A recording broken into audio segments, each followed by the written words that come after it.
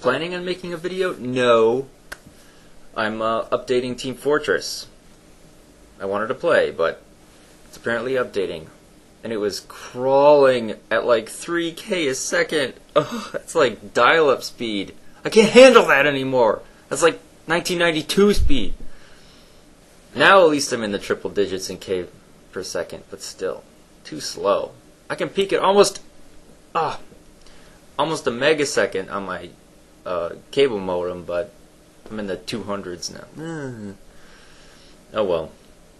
Anyway, what do I have to talk about? Nothing?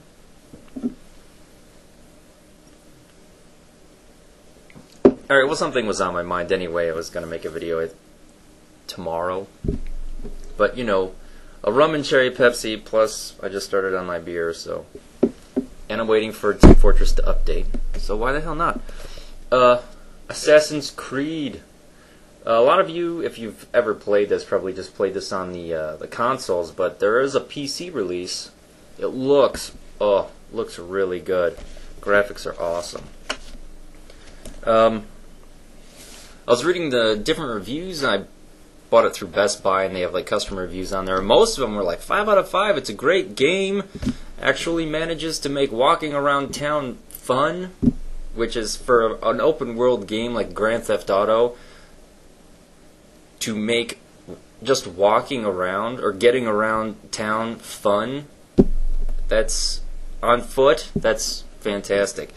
Anyway, there was one user review in particular that struck me as odd. Somebody said, you know, they gave the game a 3 out of 5, and they said that, oh yeah, it's a really good game, but it's filled with atheist propaganda. Atheist propaganda. So of course, you know, I read that before actually playing the game. In about a week, I beat it. So I saw the entirety of the story, and I was looking for the atheist propaganda. I was like, by definition, what's propaganda? Propaganda is falsehoods pretending to be true for the purpose of glorifying or lifting up a certain point of view. Or, you know, half-truths or a bending of the truth. The propaganda is supposed to make something look better than it actually is. Or if you're on the opposing position, trying to make the other opinion look worse than it actually is. That's propaganda. Whether it's, exaggerated or... So I'm looking for atheist propaganda, something in here that is untrue but pretending to be true for and glorifies atheism. And there wasn't a single thing right off the bat at the beginning of the game. They have a big warning screen. It's like basically it was like, this is a piece of fiction, a work of fiction that takes place, in a historical context. All right, fine, it's fiction. Do you have to? It's a video game. You have to tell me it's fiction? Apparently, they thought it was necessary. Something takes place during the Crusades in Israel, in the Jerusalem area. Apparently, you need a warning. All right, fine. And then the next line being that this game is developed by people of various ethnic and religious backgrounds, stuff like that. Like, all right, that's like any random group of people that you get in the U.S. But the game was actually developed in France by a company called Ubisoft. You probably heard of them. Rayman, that's them. They did Beyond Good and Evil, which I really like too. Anyway, so I'm going through the game looking for atheist propaganda.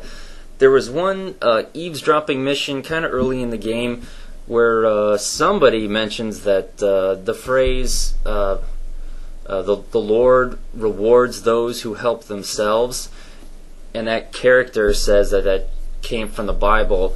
The other character who he's having a conversation with says, that's actually not true. It's not in the Bible.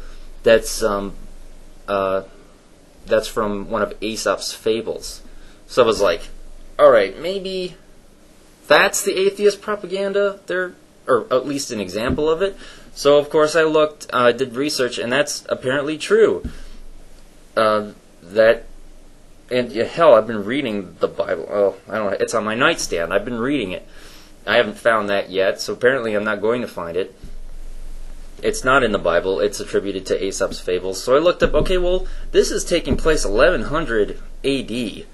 So how far back is Aesop? I know he's Greek, but how far back? So I looked, and around the 500s BC. So I was like, oh, so this is about that quote's around 600 years old at the time that this game takes place.